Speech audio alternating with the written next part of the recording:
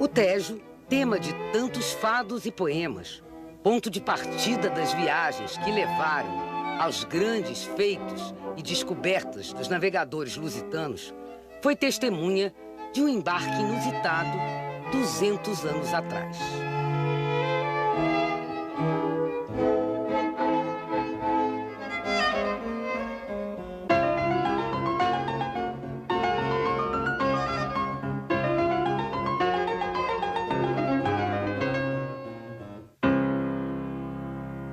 Era uma manhã chuvosa em 27 de novembro de 1807. A lama dificultava a chegada das carruagens e não havia lugar para tantos coches. O Porto de Belém, hoje um lugar cheio de turistas, vivia uma espécie de caos náutico. Milhares de pessoas tentavam embarcar no meio do tumulto. Havia caixotes, bagagens espalhadas por todo lado, né, Mônica? Mas nos navios superlotados não ia ter lugar para tanta gente. Muitos iam ficar para trás. É isso mesmo, Sandra. E no fim, embarcaram a família real, os criados, os conselheiros, médicos e juízes, os ministros, os nobres, padres, militares e funcionários públicos em geral.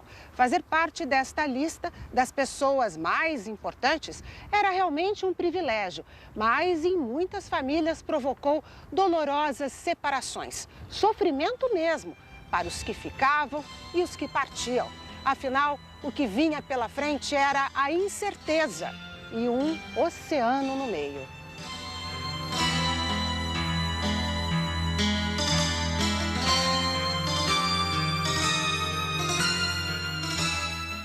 There were people left behind, baggage left behind. There was a whole troop of soldiers that they wanted to carry out to Brazil that got left behind because there was no space. So there was chaos at the end, even though there had been some thought and planning for several months before the flight.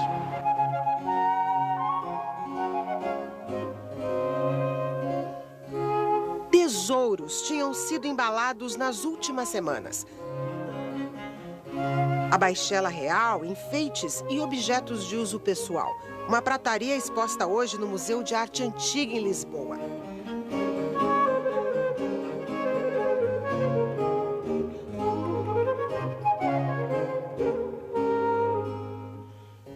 Os cofres com metade do dinheiro que circulava no país. A pressa e o tumulto no momento do embarque muitas vezes são atribuídos à política de neutralidade de Dom João. Ele tentava manter Portugal fora da briga das grandes potências, França e Inglaterra. As reuniões do Conselho de Estado aconteciam no Palácio de Mafra, uma construção a 40 quilômetros de Lisboa. O ouro que vinha do Brasil nestas arcas, as burras, garantia a contratação de 45 mil homens envolvidos nas obras constantes. O que era para ser um simples convento se transformou num palácio, com 5.200 portas e janelas. Uma imponente basílica fica no centro do edifício principal.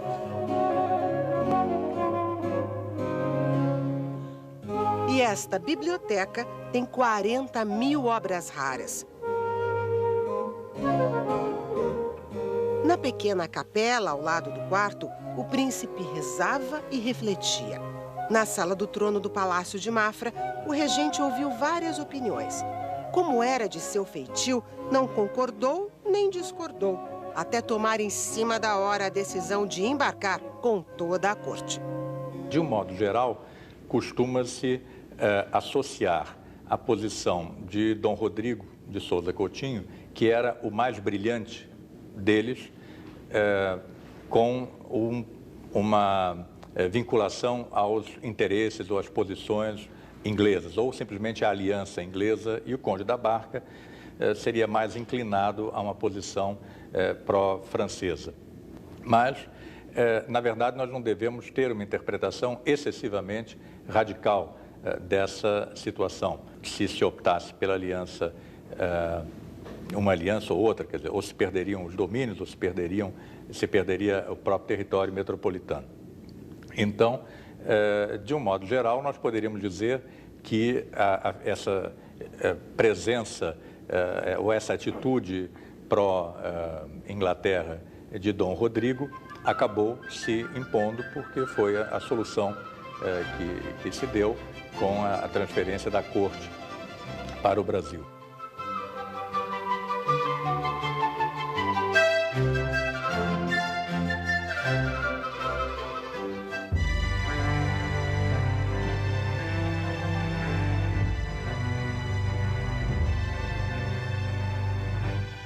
A força do Império Português está representada nesta carruagem no Museu Nacional dos Coches em Lisboa. O tipo asiático e o africano, as estátuas dos deuses que guiaram os navegadores de Portugal. O relógio de sol no Forte de São Julião em Oeiras é outra imagem dos vastos domínios da corte portuguesa.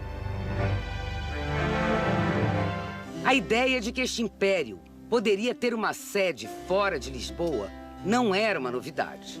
Padre Antônio Vieira, que viveu no Brasil no século XVII, aconselhou Dom João IV a procurar refúgio na colônia americana durante as guerras contra os espanhóis. No século XVIII, durante o reinado de Dom José I, o poderoso ministro Marquês do Pombal voltou a pensar na mudança da corte, numa época em que a Espanha ameaçava novamente as terras lusitanas. Os planos de Pombal chegaram até a sair do papel.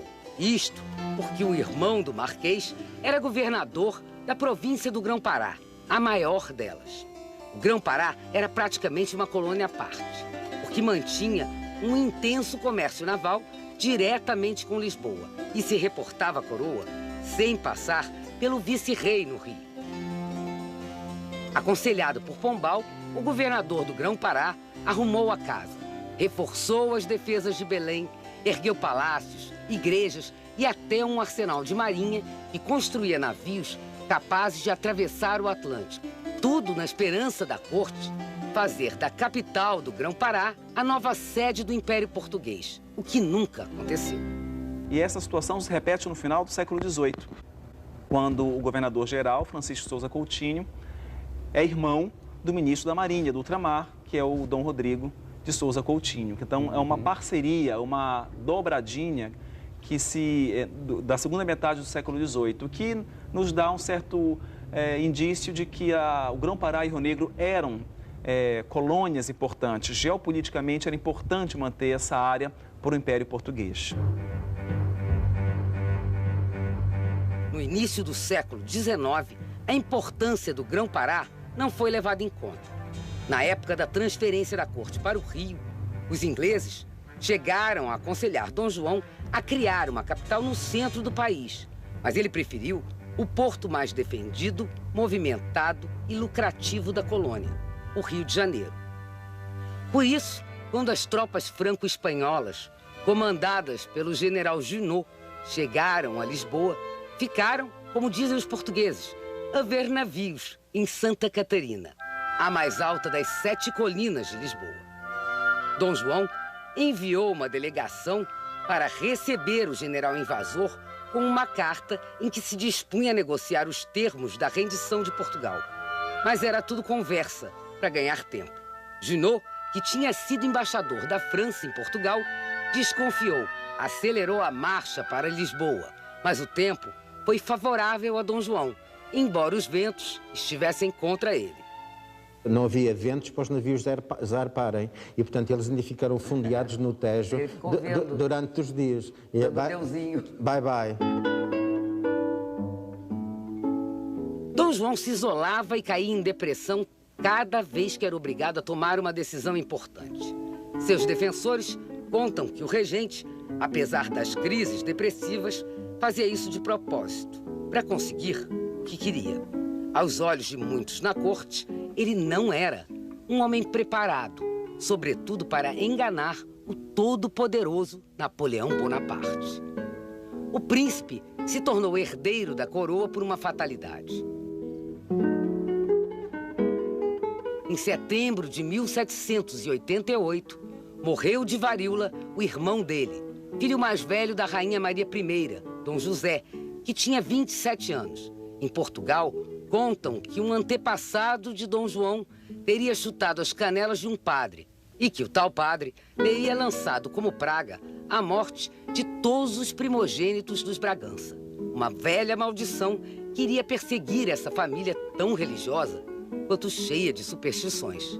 Mas no momento em que foi preciso tomar a decisão drástica de partir com tudo para o Brasil, Dom João foi capaz de deixar o medo de lado e se voltar mais uma vez para um antigo parceiro comercial e aliado das horas mais difíceis, o Império Britânico.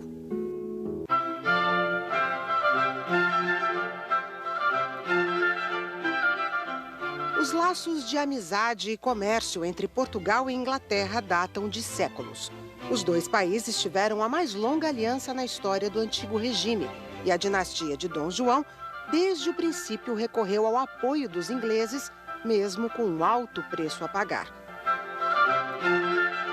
Os Bragança pertencem à quarta dinastia na árvore genealógica da monarquia portuguesa, que reinou em Portugal de 1640 a 1910 e também no Brasil, desde 1808, com a chegada da Rainha Maria I e do Príncipe Dom João, até 1889, quando a República acabou com a monarquia e o reinado de Dom Pedro II. O primeiro rei desta dinastia, Dom João IV, venceu a guerra contra os espanhóis e restaurou a independência de Portugal. Ele usou o casamento da filha para ter o apoio da Inglaterra. Este foi o retrato que Carlos II viu da futura noiva, Catarina de Bragança. O rei inglês também precisava de alianças na Europa.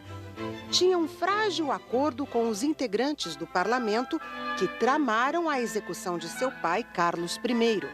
Catarina saiu do convento onde passou parte da infância e toda a adolescência e, em grande festa, deixou Portugal numa esquadra inglesa. Em maio de 1662, desembarcou em Portsmouth, sul da Inglaterra. Houve uma pequena cerimônia nesta igreja da cidade e a princesa católica viveu 23 anos com o protestante Carlos II. Extremamente religiosa, ela rezava muito para dar um herdeiro para os ingleses, mas nunca teve uma criança. Quando Carlos II morreu, 15 filhos alegavam ser do rei com várias amantes. A mais famosa foi Barbara Waters, que ganhou o título de Lady Castlemaine. Houve uma crítica velada, quer dizer, a uma circunstância de uma princesa europeia que, no fundo, casaria com um dos principais monarcas da Europa, digamos, ser tão atrasada ou retardada, ou tão exótica, tão bizarra. Mas a exótica rainha Catarina acabou por ensinar aos ingleses hábitos que se tornaram tão britânicos quanto o próprio Tâmisa ou a Torre de Londres.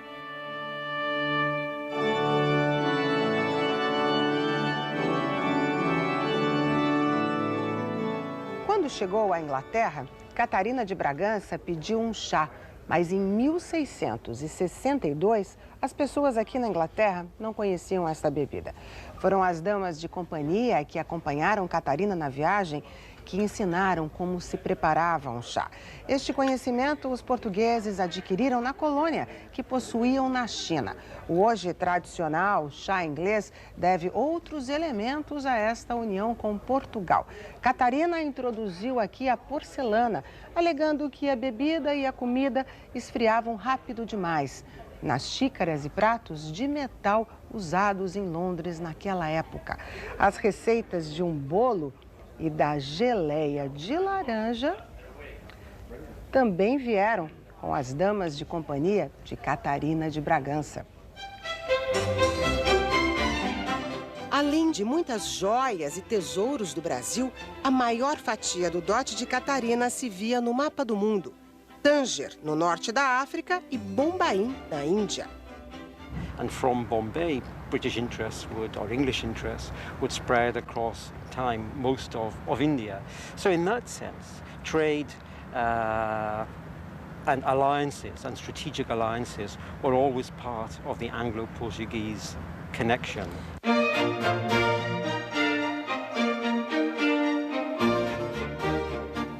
Estas imagens são dos festejos de outro casamento que uniu os Bragança a uma monarquia europeia vizinha. Em maio de 1785, esta carruagem chegou a Lisboa levando a filha do rei da Espanha, Carlos IV, e de Maria Luísa de Parma.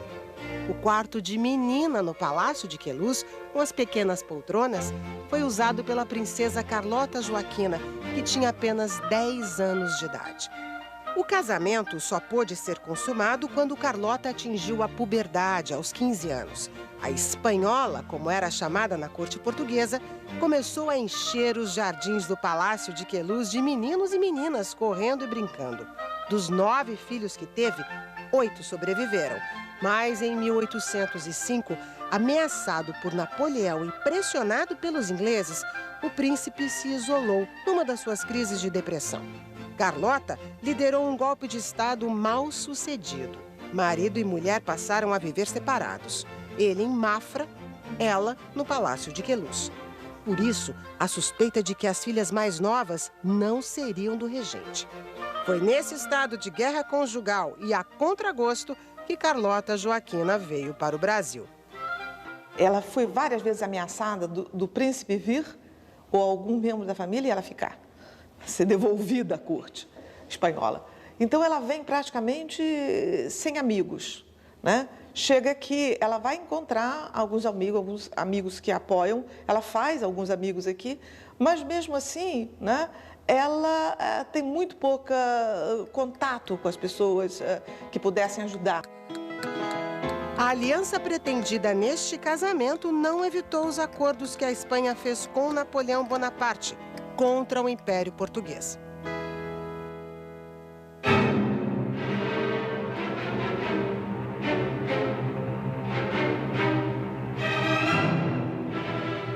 Na virada do século XVIII para o XIX, as guerras napoleônicas mudaram os rumos da economia, da política e da cultura. Traçaram um novo mapa da Europa. Uma Europa para onde Napoleão sonhava levar os ideais da Revolução Francesa. Uma Europa que ele queria modernizar, mas acabou por dominar.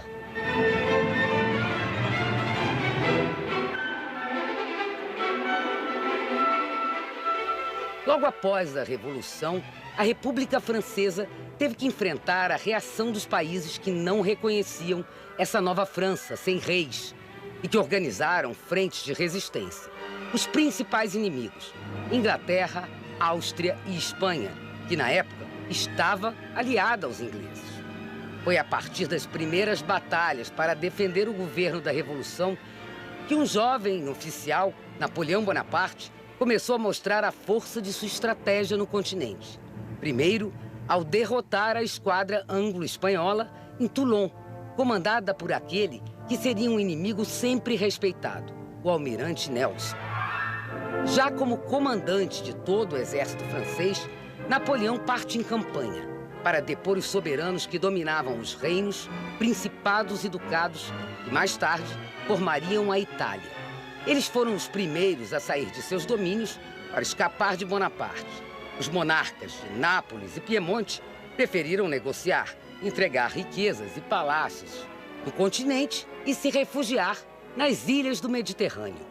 Em Milão, Napoleão declarou liberto o povo da Itália e disse que não os abandonaria diante da Áustria. Invadiu a região do Alto Adige e do Trentino, que estavam sob o poder dos austríacos. Fundou as repúblicas de Nápoles, ao sul, e da Itália, ao norte. As principais obras da Renascença italiana foram levadas para Paris. O Vaticano, para escapar da invasão, pagou a Napoleão uma fortuna, 20 milhões de francos da época. Bonaparte voltou para casa com uma grande pilhagem e um novo traçado geopolítico. Napoléon a essayé de modifier la géopolitique européenne, il a essayé de la modifier en imposant une hégémonie française, laquelle s'est développée d'abord vers le sud, vers l'Italie, ensuite vers le nord et vers l'est, vers la Belgique, la Hollande et l'Allemagne. Et puis, à un moment, il a jugé qu'il était temps pour lui de s'occuper de la péninsule ibérique, c'est-à-dire des deux grandes nations de cette péninsule, l'Espagne d'abord, le Portugal ensuite.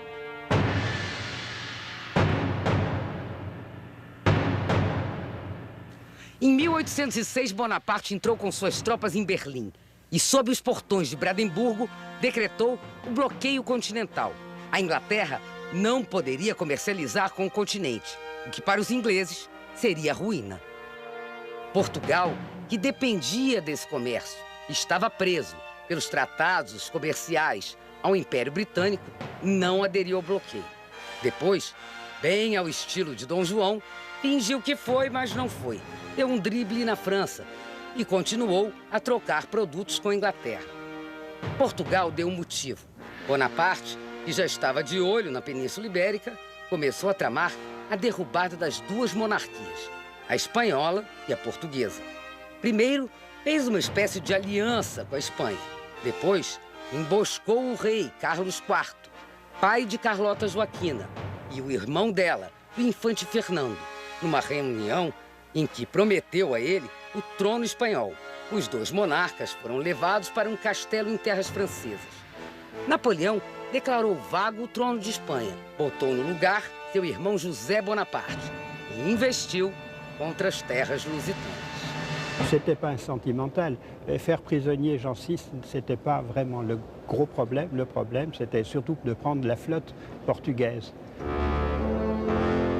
O destino mais antigo para os portugueses, o oceano, surgiu como a única saída para Dom João.